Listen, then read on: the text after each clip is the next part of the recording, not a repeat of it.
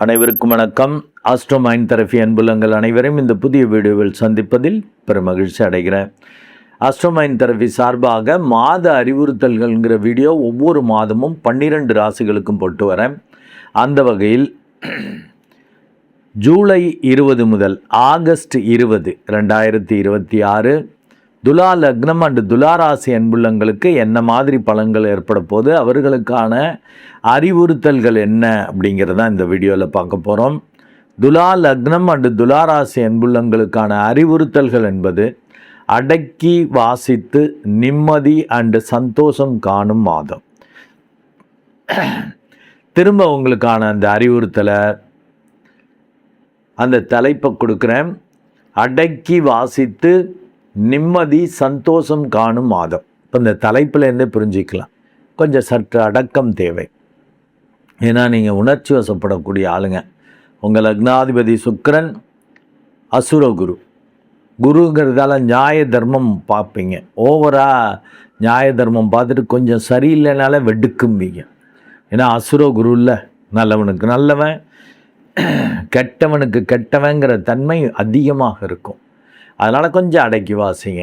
ஏன் அது மாதிரி ஒரு அறிவுறுத்தல் கொடுக்குறேன்னா, உங்கள் லக்னாதிபதி ராசி அதிபதியான சுக்கிரன் 11ஆம் இடத்துல இருக்கார், கேதுவோடு இணைந்திருக்கிறார். 11ஆம் இடம் அப்படிங்கிறப்ப லாப சிந்தனை மேலோங்கும்.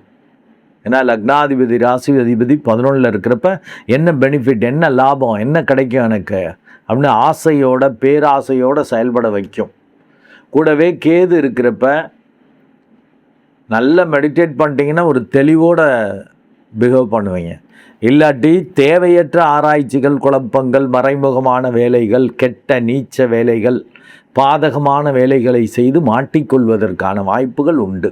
அதனால தான் அடக்கி வாசிக்கணுங்கிறேன்.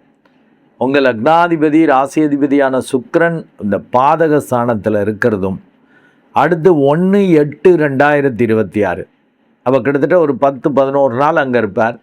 அடுத்து நீச்சமாயிடுறார். உங்களுக்கு அவர் லக்னாதிபதி ராசி அதிபதி மட்டுமல்ல, அவரே 8ஆம் இடத்ததிபதியாகும் பங்குதாரரையும் குறிக்கக்கூடியவராக இருக்கார். அப்போ பங்குதாரர்கள்ட்டையும் பிரச்சனைகள், சிக்கல்கள், அவங்க வழியாக பாதகங்கள் வரும்.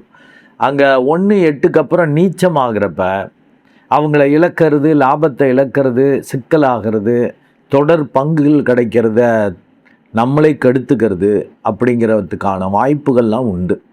பொதுவாக லக்னாதிபதி ராசி அதிபதி நீச்சமானாலே ரொம்ப வீக்காக ஃபீல் பண்ணுற மாதிரி இருக்கும். நீங்கள் மனநிலையை ஆல்ரெடி ரெடி பண்ணிட்டீங்கன்னா அடக்கி வாசிப்போம், பெருசாக வேணாம், அந்த மாதம் நிதானமாக பிகவ் பண்ணிக்குவோம், வர்றதை வாங்கிக்குவோம், ரொம்ப ஒன்று பண்ண வேண்டாம் அப்படின்னு ஒரு ஒழுங்கு பண்ணிட்டீங்கன்னா நல்லது.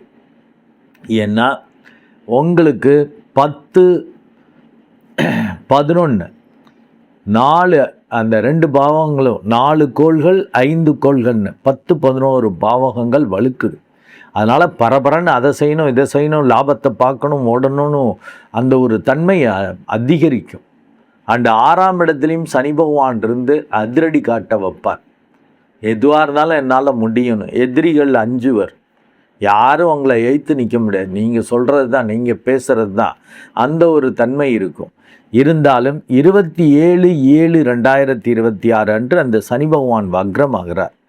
கிட்டத்தட்ட ஒரு வாரம் நல்லா இருப்பீங்க, அதிரடி காட்டுவீங்க. வக்ரம் பெறப்ப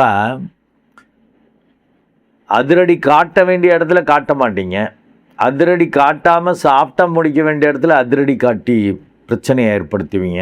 இந்த மாதிரிலாம் சொதப்போம். இதில் வெற்றி கிடைத்தே தீரணும்னு தீவிரமாக திட்டமிட்டு அடித்து தூக்கணும்னு செய்வீங்க, சொதப்போம். பயந்துக்கிட்டே என்ன நடக்க போகுன்னு தெரில, சரி ஏதோ செஞ்சாகணும்ல, கடமை இருக்குல்ல, பொறுப்பு இருக்குல்ல அப்படின்ட்டு ஏதாவது ஒன்று செய்வீங்க. அது பயங்கரமாக ஒர்க் அவுட் ஆகும், பாசிட்டிவாக இருக்கும். ஏன்னா அந்த வக்ரம் பெற்ற கோள் 5க்குரியவன், 4-5க்குரியவன் 6ஆம் இடத்துல வக்ரம் பெறான்.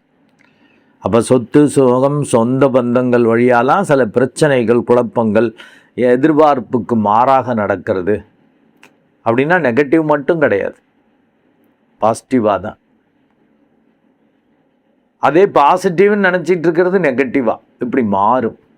அண்ட் 5ல் உள்ள ராகும் வித்தியாசமாக செய்யணும், சம்திங் டிஃப்ரெண்ட்டாக பண்ணணும், யாரும் நம்மளை மாதிரி பண்ணியிருக்க முடியாது, படி செய்யணும் அப்படின்லாம் இன்னோவேஷன் கிரியேஷன் மாதிரிலாம் திங்க் பண்ணி புதிய நபர்கள் வேற்று மதத்தினர் வழியாலாம் ஏதாவது செஞ்சு பிரட்டினும் உருட்டினும்னு வேலை பார்ப்பீங்க. ஆனால் 2 அந்த செவ்வாய் மாரகஸ்தானாதிபதினு உங்களுக்கு அவ்வளவா ஆகாதவன், மாரகத்திற்கு ஒப்பான கண்டங்களை கொடுக்குறவன் 8ஆம் இடத்துல போய் மறைகிறான். அது கொஞ்சம் பரவாயில்லைங்களாம். கெட்டது, மாரகங்கள், பிரச்சனைகள், கெட்டவ தொடர்புகள், நட்புகள் அவங்கெல்லாம் மறைந்து போவர், விலகுவர். ஆனால் அந்த செவ்வாய் 4/8/2026 வரைக்கும் தான் அங்கே இருப்பார். அடுத்து அவர் 9ஆம் இடம் வர்றப்ப சும்மா வேகம் கோவம் வரும். அந்த ஆத்திரத்தில் ஏற்கனவே நீங்கள் அசுரகுருன்னு இருக்கேன், ஓவராக பேசி ஏதாவது பண்ணி சிக்கல் பண்ணிடுவீங்க. அதனால் அடக்கி வாசிக்கணுன்ட்டேன்.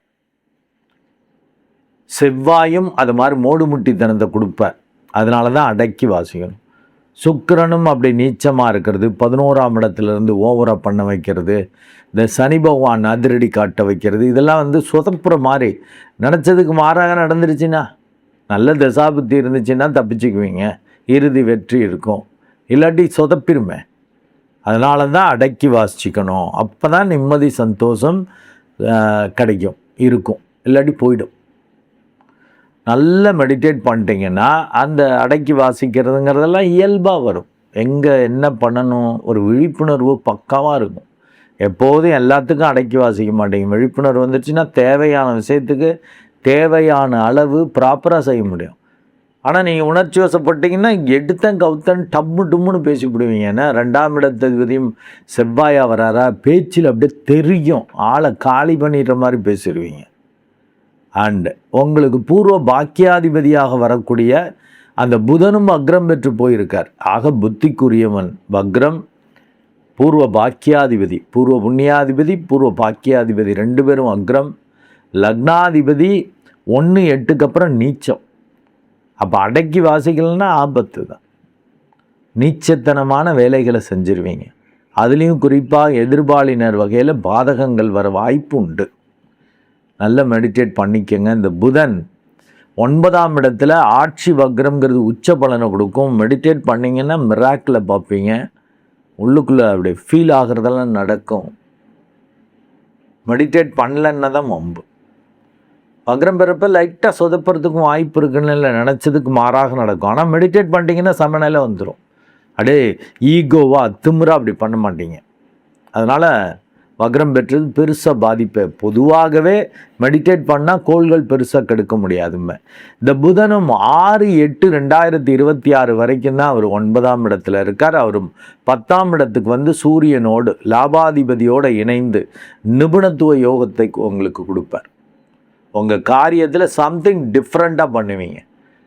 ஏன்னா 3/6 அந்த குரு பகவானும் உங்கள் லக்னம் ராசிக்கு ஆகாதவர், ஆனால் உச்ச வீட்டில் இருக்கிறப்ப சூப்பராக சம்திங் டிஃப்ரெண்ட்டாக நல்ல மாற்றங்கள். இந்த சனி பகவான் அதிரடி மாற்றங்களை கொடுக்கறது, ராகு இன்னோவேஷன் கிரியேஷன் மாதிரி பண்ணி மாற்றங்களை நல்ல விஷயங்களை கொடுக்குற மாதிரி குரு பகவானும் சும்மா அதிரடி காட்ட வைப்பார். பெரிய அளவுக்கு நல்ல விஷயங்கள், அதிரடி மாற்றங்கள், வேலை தொழில் வழியாக நல்ல மாற்றங்கள் ஏற்படுறதுக்கான வாய்ப்புகள் உண்டு. ஏன்னா புதனும் அங்கே வந்து இணைகிறார்.